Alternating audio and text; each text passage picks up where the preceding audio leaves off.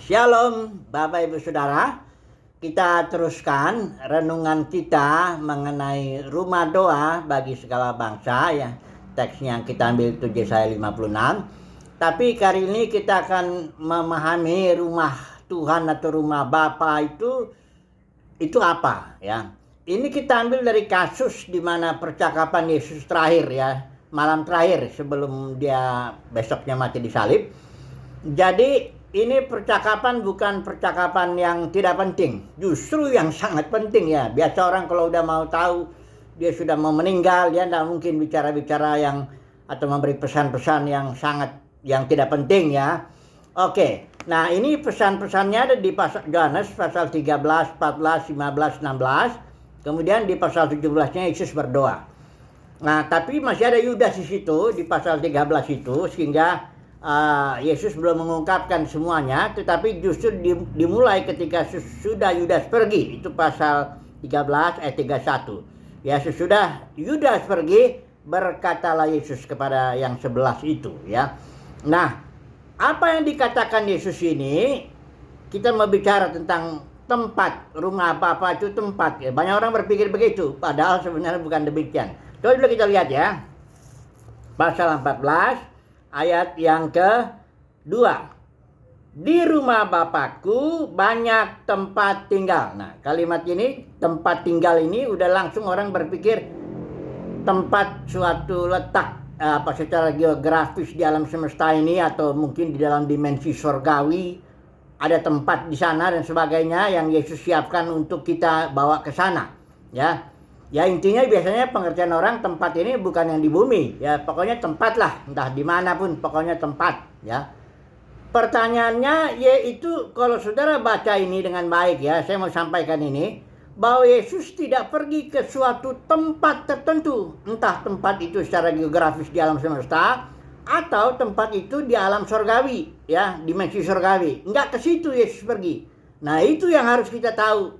Karena Yesus pergi itu dia mau menyediakan tempat, tanda kutip dulu ya, jangan langsung berpikir, karena pikiran kita ini sudah dikuasai atau dibatasi oleh ruang dan waktu, karena emang kita hidup dalam dimensi bumi ini. Oke, mari kita lihat ya. Ayat yang berikutnya dikatakan, sebab di pasal 14:2-nya, sebab aku pergi ke situ ya untuk menyediakan tempat bagimu. Jangan langsung berpikir dulu ya, tempat itu secara geografis ya. Karena kita mau bertanya, Yesus pergi ke situnya tuh kemana? Apakah dia pergi ke suatu tempat dan menyediain tempat, dirapi-rapiin tempatnya itu, atau apa? Nah, Yesus pergi ke situ itu bukan ke suatu tempat dalam pengertian seperti yang kita pikirkan. Yesus pergi ke situ itu, dia pergi kepada pribadi Bapa. Mari kita lihat ya ayatnya ya. Perhatikan ayat 14 ayat 12-nya itu, yang di bawahnya itu ya. Aku berkata kepadamu, sungguhnya barang siapa percaya kepadaku, ia akan melakukan juga pekerjaan-pekerjaan yang aku lakukan, bahkan pekerjaan yang lebih besar daripada itu, sebab aku pergi kepada Bapa. Ya, ini satu pengertiannya ya, pergi kepada Bapa. Tangkap dulu, paham dia. Ayat 16, pasal 16 ayat 28 juga berkata begitu ya, ayat 28. Aku datang dari Bapa dan aku datang ke dalam dunia, aku meninggalkan dunia ya, mati maksudnya Yesus itu, pula dan pergi kepada Bapa. Jadi Yesus tidak pergi kepada tempat tertentu, entah itu dalam dimensi bumi ini, ruang dan waktu geografis, ataupun dia pergi ke surga dalam pengertian dimensi surgawi. Tidak ke situ. Yesus pergi kepada Bapa, pribadi Bapa. Dengan cara apa? Dia pergi ke sananya dengan cara mati, bangkit, duduk sebelah kanan Bapa. Itulah dia Yesus pergi ke situ. Ya. Ingat ya, setelah Yesus sampai ke sana melalui mati, bangkit, dia duduk sebelah kanan Bapa. Dia katakan di sini pasal 14 itu ayat yang ke-23. Ya. Jika seorang mengasihi aku, ia akan menuruti firman-Ku, dan Bapa-Ku akan mengasihi dia. Dan kami, artinya Bapa dengan Tuhan Yesus, akan datang kepadanya dan diam bersama-sama dengan dia. Tentu kita tahu dia, Yesus, Bapa dan Yesus berdiam dalam batin kita ya. Nah, perhatikan ya. Setelah itu Yesus bilang, tinggal sesaat kok aku meninggalkan. Kita baca dulu ya, tinggal sesaatnya ini ya. Ayat pasal 14 ayat 19 ya. 19 itu mana dia? Nah, ini dia. Tinggal sesaat lagi dan dunia tidak akan melihat aku. Artinya Yesus mati, bangkit, ya nggak lihat dunia itu. Tetapi kamu melihat aku. Gimana caranya murid-muridnya melihat? Karena murid-muridnya sudah sedih ya, akan ditinggal Yesus. Tapi tenang aja kata Tuhan Yesus. Aku nggak lama kok, tinggal sesaat, sebentar aja. Ya itu berapa hari itu kira-kira. Mati, bangkit di sebelah kanan Bapa, dan Yesus datang dalam Roh Kudusnya itu. Bapa dan Yesus datang di dalam Roh Kudusnya. Paling berapa puluh hari itu, Pentakosta 50 hari ya hitungannya. Jadi Yesus tidak menyediakan tempat dalam pengertian apa seperti rumah Bapa itu katanya jalannya dari emas atau apartemen yang indah, tempat yang menyenangkan. Bukan. Yesus menyediakan tempat dengan cara pergi kepada Bapa, mati bangkit di sebelah kanan Bapa. Setelah itu Yesus, Bapa dengan Yesus di dalam Roh Kudus datang 50 hari kemudian di dalam batin orang-orang percaya, pada murid-muridnya ya. Karena kalau enggak jadi kalau yang lama sekali Yesus datang yang kedua kali baru enggak, itu berarti enggak tergenapi dong tinggal sesaatnya. Itu tinggal sesaat itu dalam arti memang sebentar. Ya murid-murid juga yang kamu duka cita nanti begitu kayak perempuan melahirkan, dia duka cita sakit melahirkan anak, enggak. Jadi enggak lama kok ya. Nah, perhatikan, rumah Bapa itu kalau begitu apa? Atau rumah Tuhan. Perhatikan juga Ibrani. Ini sebenarnya udah jelas dari cerita ini, udah jelas ya. Baru Ibrani pasal 3 itu kita lihat. Tetapi Kristus setia sebagai anak yang mengepalai rumahnya. Dan rumahnya ialah kita. Rumah Bapa, rumah Tuhan itu adalah kita. Artinya batin kita inilah rumah Bapa.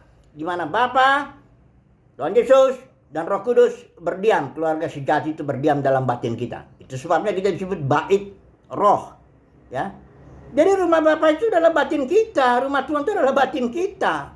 Bukan tempat di nun jauh di sana. Bahkan dalam 3 pasal ini ya, dari pasal 13 ya, ke bawah itu 14, 15, 16. Yesus sama sekali tidak bicara soal surga. Uranus istilah Yunani itu enggak ada Yesus bicara soal surga. Yesus bicara soal fellowship atau hubungan pribadi. Pokok anggur ya, dengan rantingnya. Nanti murid-murid dengan dunia ini, sistem keagamaan. Fellowship. Karena di pikiran Bapa di surga atau di pikiran Yohanes juga sebagai penulis ini, itu adalah fellowship. Yang penting itu koinonia, fellowship. Bukan tempat yang indah non jauh di sana, kita nyanyi-nyanyi di kerjanya. Bukan itu. Karena fokus rencana Bapa dari Kejadian sampai Wahyu tetap bumi. Bumi yang kita injak ini loh. Jadi kalau Bapa Tuhan Yesus dan Roh Kudus masuk dalam batin kita, Yesus mau janji, engkau akan melakukan pekerjaan lebih besar daripada aku. Bukan pekerjaan penebusan ya, itu sudah selesai. Pekerjaan pemulihan bumi ini bergerak pada akhirnya menjadi bumi baru dan langit baru. Bumi yang kita injak nih ya. Jangan mau pikir-pikir mau ninggalin bumi. Ada ajaran rapture lagi, itu enggak ngerti rencana Bapa itu sama sekali. Ya, banyak orang Kristen juga yang lahir baru ya. Datang ke gedung denominasi itu, dia ingin pergi ke sorga. Nggak tahu di mana sorganya. Kok? Kenapa? Karena orang Kristen mikirnya selalu tempat yang indah, menyenangkan, kerjanya nyanyi-nyanyi aja di sana dan sebagainya. Enggak gitu. Rencana Bapa itu adalah Bapa, Tuhan Yesus, dan Roh Kudus datang ke dalam batin kita. Dan kita akan melakukan pekerjaan lebih besar. Apa itu? Pemulihan segala sesuatu. Sampai bumi ini bergerak menuju bumi baru dan langit baru.